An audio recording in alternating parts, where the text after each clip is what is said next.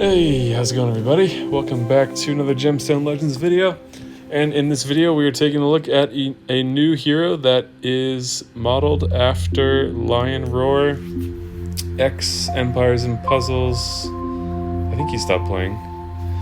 Ex-Empires and Puzzles YouTuber, plays some other games now, but they are slowly working their way through their influencers and adding heroes. So I will be joining the game as well in the nearish future. And a little sneak peek, there's going to be a contest to design what my hero will be, so you can start thinking about that now. I will be a support kind of mage type character, so yeah, keep that in mind. Start thinking about skills. I'm thinking something that is going to benefit the rest of the team, just thinking about what I try to do with the channel and helping others, putting information out there. So I want to try to integrate that into a skill, but you guys are free to come up with whatever you want. Just wanted to give that suggestion. So here we have Lion's hero. We're going to take a look. We have a tank. He looks pretty tan here. Alright, Fangs and Claws. Deals damage to all enemies, 125% attack. Deals damage to all enemies, 15% of caster's max HP. 85% chance to inflict bleed on all enemies for 2 turns. Deafening Roar. 100% chance to inflict stun on an enemy with the lowest defense for 2 turns while using his special ability. 100% chance to inflict decreased speed on all enemies for 1 turn while using his special ability.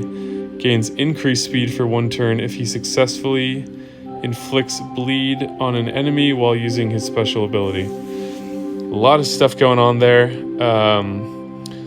This is somewhat new. I don't think there are a ton of heroes that work this way in terms of dealing damage based on attack and HP. We've seen things that are like HP or like speed and accuracy, maybe. I don't know. I've seen this before. I can't think of where exactly.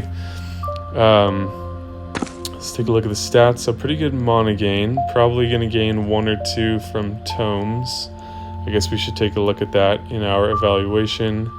Speed is on the lower side as a starting point, but not significantly.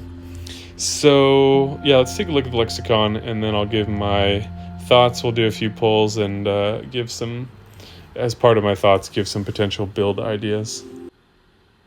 All right, so we started at 125, 15, and 85 for 2. And we go up to 175, 20, and 100% for 4. So that scales quite well. That's 7 tomes for this one side, so quite a few. But that scales pretty well. So the damage is strong now, and bleed is there as well. And then the passive starts, so that's 4. That's going to be 11 tomes, I think.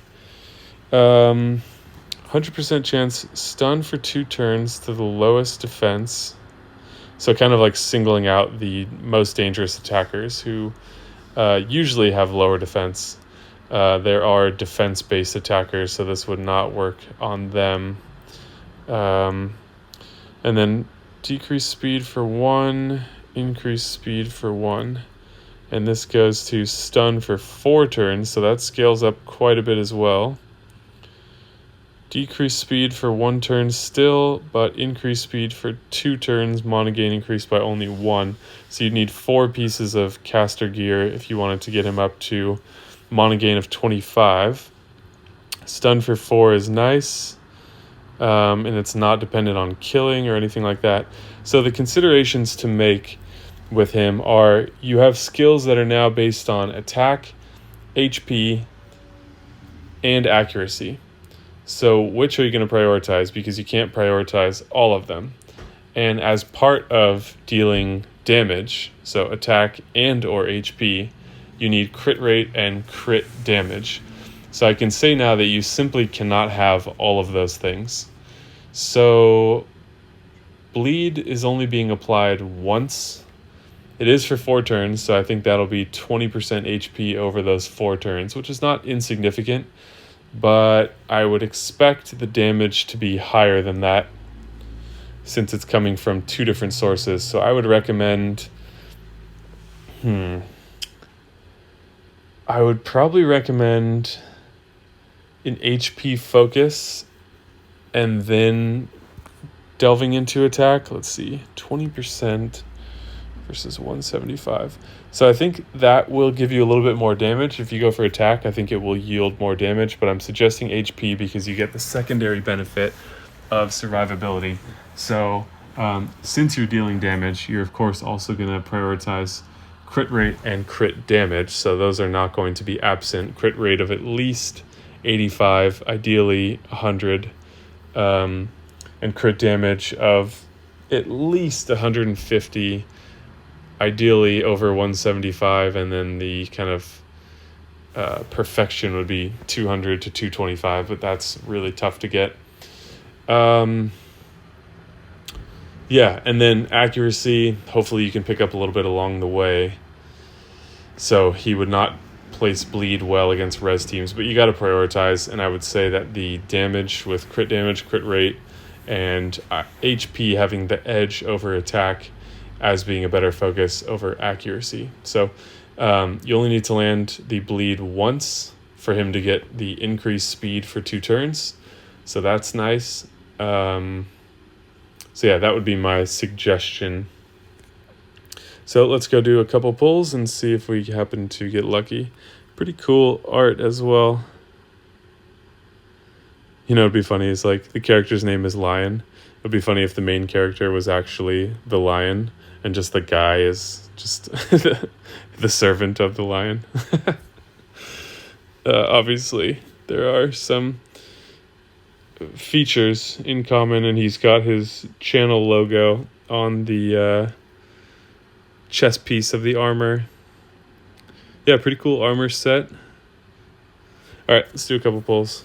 I'm not going to go crazy on these because this is not the hero that I need in my roster personally. It'd be a fun one to have, and he's still a great hero, so we'll take a small chance at it, but I'm not going to go crazy. So let me know your thoughts in the comments below. Congrats to Lion Roar for getting a hero in the live game. That's pretty fun. And like I said, mine will be coming in the nearish future as well. So far, just T-Bone and Lion, I believe. We'll do a few more. Maybe we'll go down to 600. I like to keep a big reservoir of scrolls depending on which heroes pop up.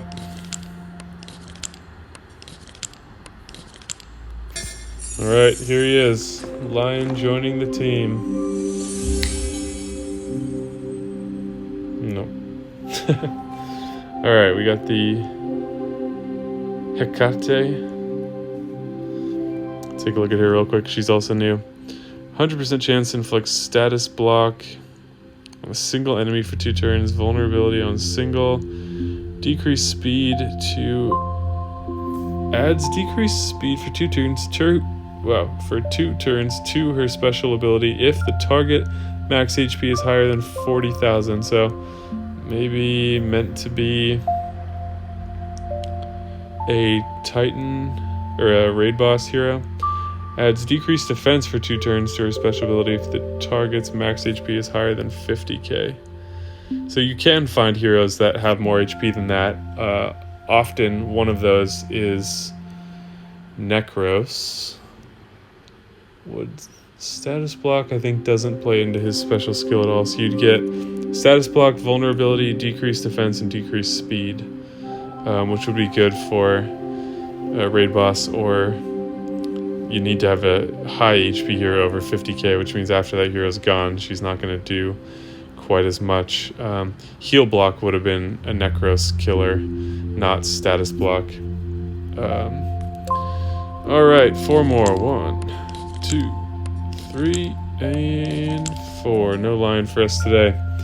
All right, let me know your thoughts in the comments below. Hopefully you had better luck in your pulls than I did.